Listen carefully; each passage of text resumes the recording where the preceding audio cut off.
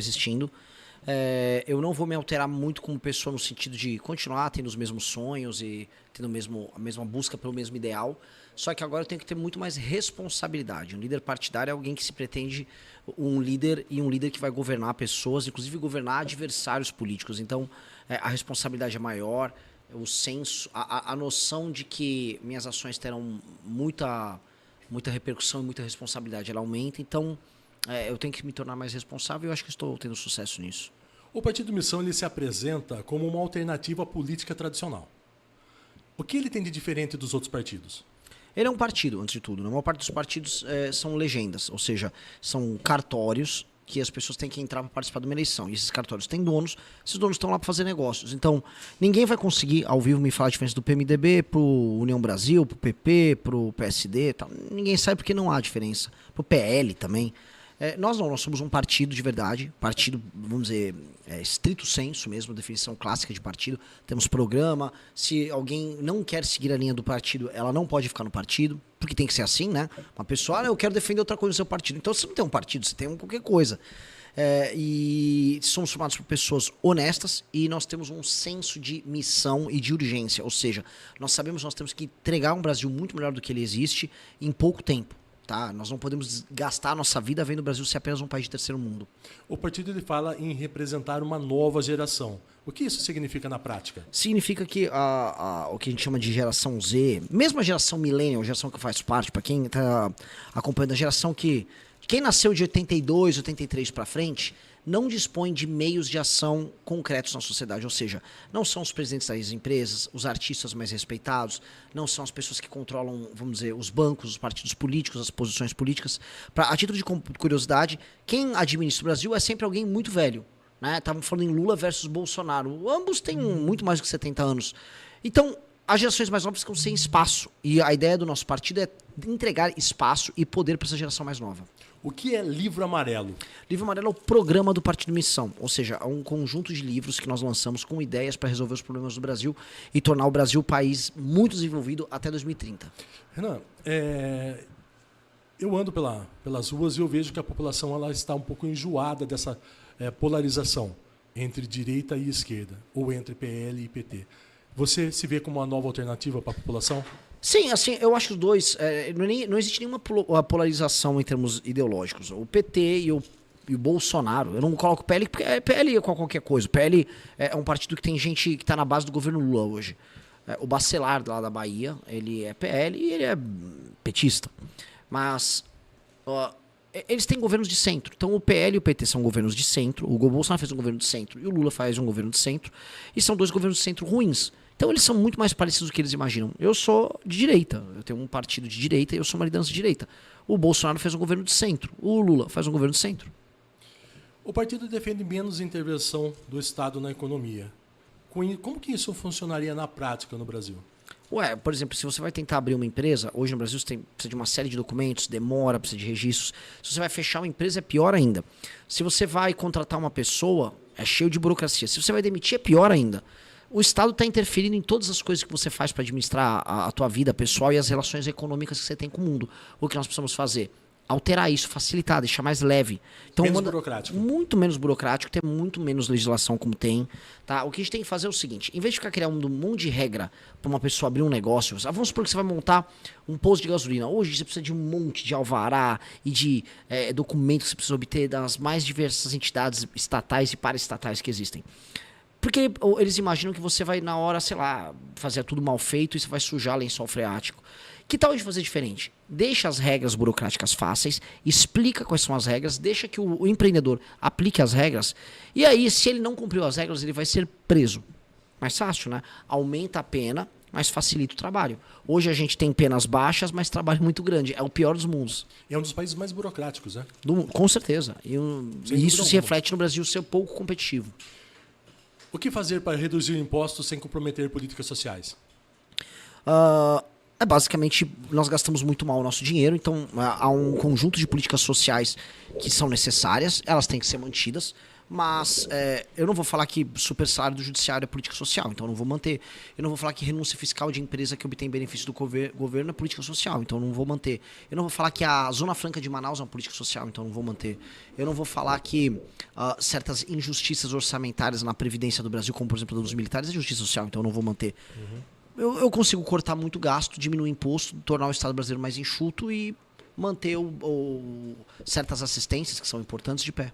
Se em outubro o Renan Santos vencer as eleições presidenciais, como será a economia do Brasil? Olha, a prioridade é o crescimento, estabilidade fiscal ou redução da desigualdade? São as três coisas, porque elas andam juntas, né? Então, para você ter crescimento econômico, você precisa diminuir os juros no Brasil. Os juros no Brasil é altíssimo. Para você diminuir os juros, você vai ter que cortar gastos estúpidos, como eu estava descrevendo. Você vai ter que fazer uma reforma fiscal. Fazendo essa reforma fiscal, você baixa a curva de juros, porque a expectativa futura sobre o Brasil é que o Brasil vai conseguir pagar as próprias contas. Com essa expectativa sendo atendida e com os juros baixando, a gente vai poder ter uma agenda de investimento, uma agenda de competitividade que afete não só a demanda, ou seja, a vontade que as pessoas têm de comprar coisas, mas a oferta, a capacidade que nós temos de colocar produto no mercado para as pessoas. Resolvendo essas duas coisas, isso vira crescimento econômico. E nós temos que equilibrar isso para isso acontecer em todas as regiões do Brasil. E isso diminui desigualdades regionais. Mudando um pouquinho de assunto, saindo um pouco da parte da economia, entrando na parte de segurança pública, o senhor já falou que em guerra contra o crime organizado.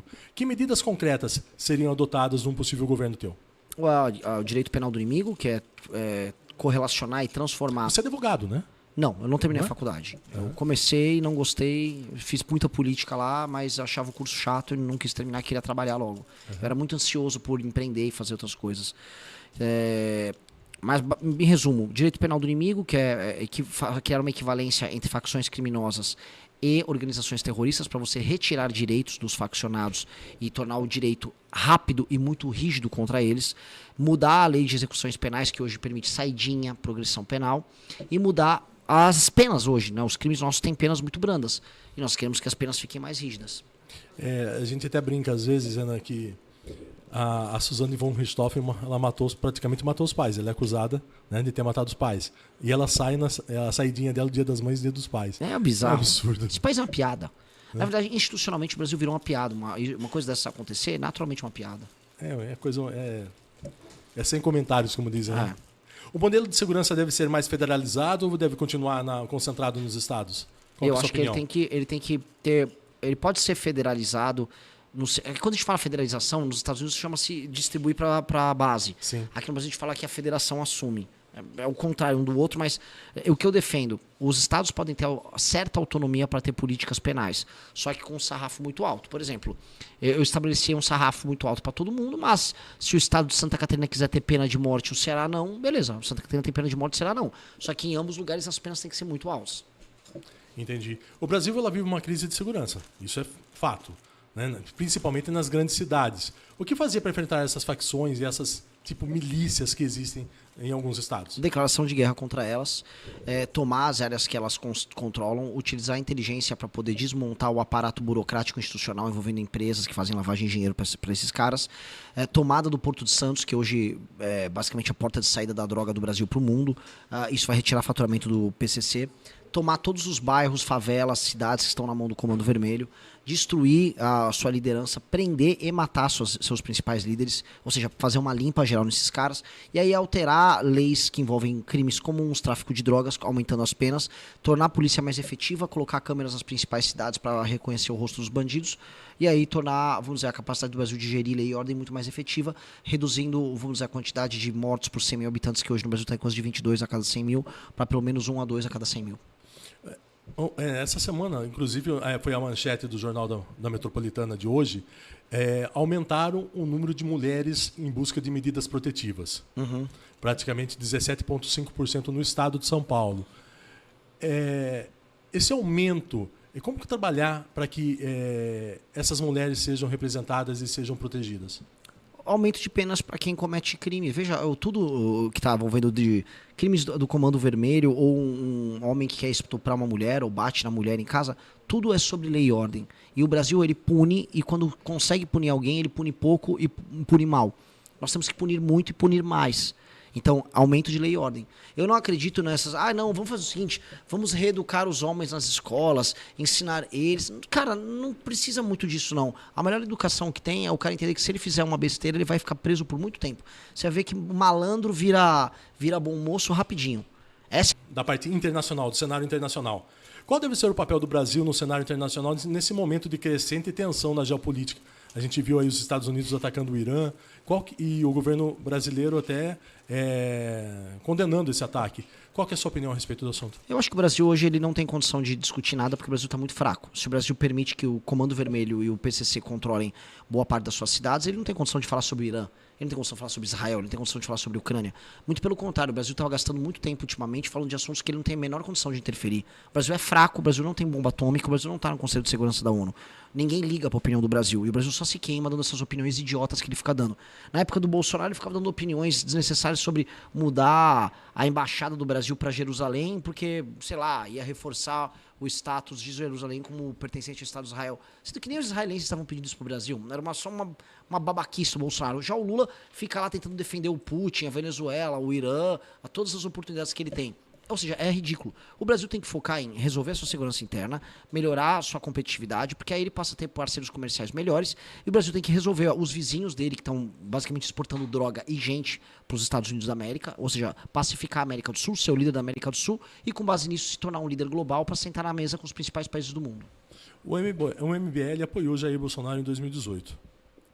Não. Não apoiou? A gente apoiou no segundo turno com ressalvas, mas apoiamos no segundo turno. E depois passou a ser crítico do governo, né? Sim, mas assim, a gente nunca teve com o Bolsonaro. Porque os bolsonaristas falam assim, vocês surfaram... Mentira, o Bolsonaro que surfou nessa onda. Quem fez as manifestações pelo impeachment da Dilma Rousseff foi o MBL. O Bolsonaro veio aparecer para valer depois. Inclusive, você se destacou nisso, né? Você foi um dos destaques na questão do impeachment da Dilma, Sim, né? eu fundei o MBL, eu convoquei com os rapazes as primeiras manifestações e eu fui vice-presidente do comitê do impeachment lá em Brasília. Então, eu fui um dos organizadores centrais desse processo. E aí mudou, se tornou crítico do governo do Jair Bolsonaro. Sim, eu já era crítico. Sim, mas qual que foi o maior motivo para ser... São muitos. O Bolsonaro é fraco, o Bolsonaro é corrupto, o filho dele é corrupto, ele traiu os eleitores. Essa soma de, vamos dizer, práticas erradas e essa postura hegemônica burra que ele tem, ou seja, ele viu assim, ele percebeu que era muito fácil enganar os brasileiros, muito fácil enganar os próprios eleitores, e ele basicamente mordeu a maçã, como a Eva, né? Aquela coisa da tentação de, poxa, eu posso seguir o mesmo caminho que o Lula. Ele tinha a opção de não ser o Lula, ele escolheu ser um Lula. E aí ele escolheu ser o Lula sendo populista, mentindo para os seguidores, fazendo essa estratégia de manipulação sentimental, igualzinho o que o Lula faz, e a gente se opôs a isso, a gente não aceita essas coisas. O senhor acredita que vai vingar essa candidatura, uma pré-candidatura do Flávio Bolsonaro? Como pré-candidatura, sim. E até como candidatura, vamos dizer, para ficar entre os 3 primeiros, ele vai ficar entre os 3 primeiros em qualquer cenário. Sua pré-candidatura, vamos falar de você agora. Sua pré-candidatura é para disputar de fato ou é somente para fortalecer o partido? Não existe isso de fortalecer partido. O partido a gente montou com o objetivo de ganhar eleições. Foi muito esforço, muita gente debaixo do sol coletando assinatura. Aqui em Piracicaba, inclusive, tô com uma coletora me olhando. Os coletores me fiscalizam. Né? Eles nunca vão deixar eu criar basicamente um partido para participar. Tipo, o importante é competir. É para ganhar. Que perfil de eleitor o senhor pretende conquistar? Todos. Todos. Absolutamente todos. Hoje a gente tem é muito forte com o eleitorado jovem e homem, mas nesse instante a gente está começando a fazer a abertura do eleitorado mais feminino.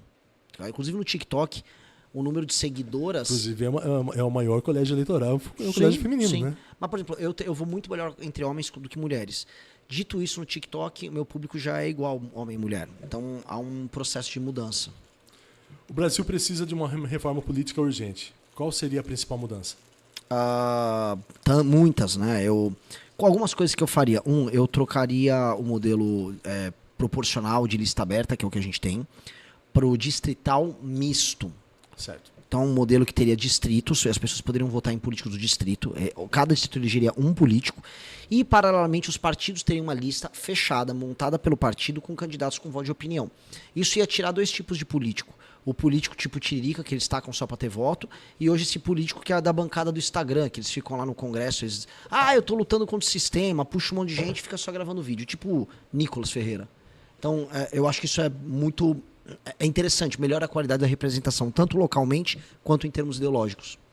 Mas isso é uma das coisas. Outra coisa que eu mudaria é o sistema de incentivo na política brasileira e para os partidos políticos, porque hoje os partidos políticos servem apenas para coleta de votos em determinados locais para eleger deputados federais, e aí eles ganham fundo partidário, fundo eleitoral elegendo deputados, ganham as emendas que esses deputados têm, esses deputados jogam emenda na base, faz prefeito, e o prefeito serve apenas para administrar o dinheiro enviado para as emendas, para controlar contratos de lixo, etc., e ajudar a reeleger os deputados. Ou seja, é um ciclo estúpido, em que as pessoas não ganham nada com isso. Quem devia administrar bem os lugares são os prefeitos são apenas instrumentos dos deputados, os deputados são instrumentos do partido. A gente tem que vai corrigir isso. E como? O fundo partidário e o fundo eleitoral tem que ser determinado pela qualidade do trabalho do prefeito. Quem vai avaliar isso não é o eleitor, porque o eleitor não sabe avaliar. São critérios objetivos que envolvem segurança, cobertura de esgoto, saúde, atividade econômica, arrecadação. E isso cria, através desses instrumentos, vamos dizer, uma medida objetiva de avaliação que aí pode fazer com que o partido ganhe mais ou menos dinheiro do fundo partidário e fundo eleitoral. E também o prefeito que não cumpre esses requisitos, ele perde os direitos políticos por 8 anos. Aí, assim, o sistema político está bem reformado. Como melhorar a relação entre os poderes e reduzir as crises institucionais? Tendo, acima de tudo, um líder no poder executivo, um presidente da República, que não seja corrupto ou que não chegue lá fazendo acordos que ele, enfim, não teria orgulho de contar em público. O senhor defende mudanças no sistema eleitoral brasileiro? O senhor já até falou sobre a questão da parte do misto, né? Do distrital misto. Não, o que eu citei aqui seriam mudanças eleitorais. Qual é hoje o maior problema do Brasil, no seu ponto de vista? Segurança pública. Segurança pública e depois corrupção. Qual decisão impopular um presidente precisa tomar para o país avançar?